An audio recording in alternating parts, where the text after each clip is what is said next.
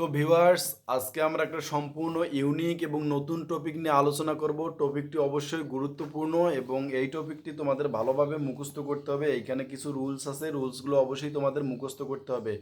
মুখস্থ ছাড়া এই টপিকে তোমরা ভালোভাবে মার্কস আনতে পারবে না। তো চলো আমরা টপিকটি শুরু করি। টপিকটি হচ্ছে ইউজ অফ প্রিপোজিশন, অর্থাৎ প্রিপোজিশনে অথবা বাংলা হচ্ছে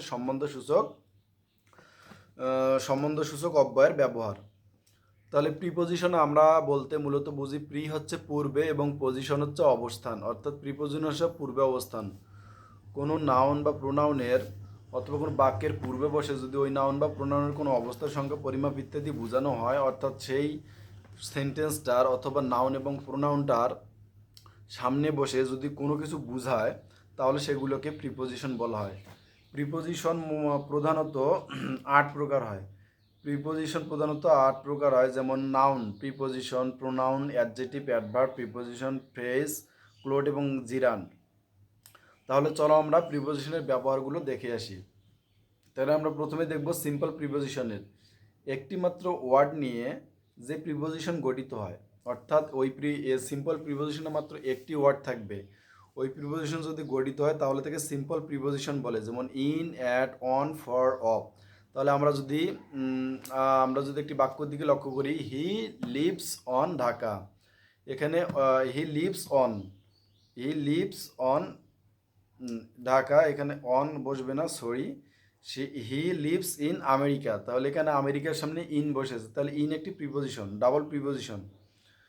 ডাবল প্রিপোজিশন হচ্ছে দুই বা ততোধিক কোনো প্রিপোজিশন একত্রিত হয়ে যদি সেই বাক্যটা গঠন করে, সেটাকে বলা হয় ডাবল প্রিপোজিশন।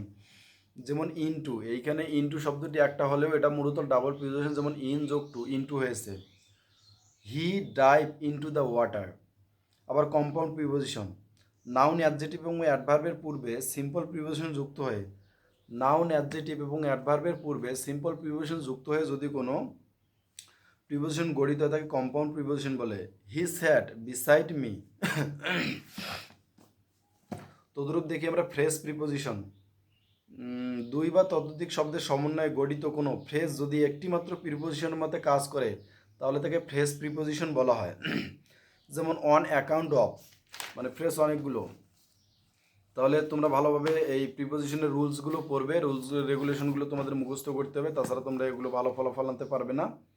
তো চলো আমরা ডায়াগ্রাম অফ প্রিপোজিশনের পদ্ধতিতে ব্যবহারগুলো জানি।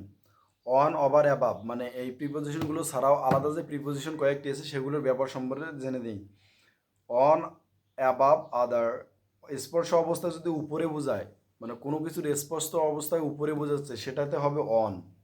অর্থাৎ কোনো স্পর্শ না রেখে মাথার উপরে বোঝালে হবে ওভার। এবং মাথার উপরে আরও শীর্ষস্থানে যেখানে তুমি নাগাল পাবে না, নাগালের বাহিরে, সেখানে বসবে অ্যাবাভ। তো বন্ধুরা, আজকে এই পর্যন্ত, দেখা হবে অন্য কোনো দিন অন্য এক ভিডিওতে।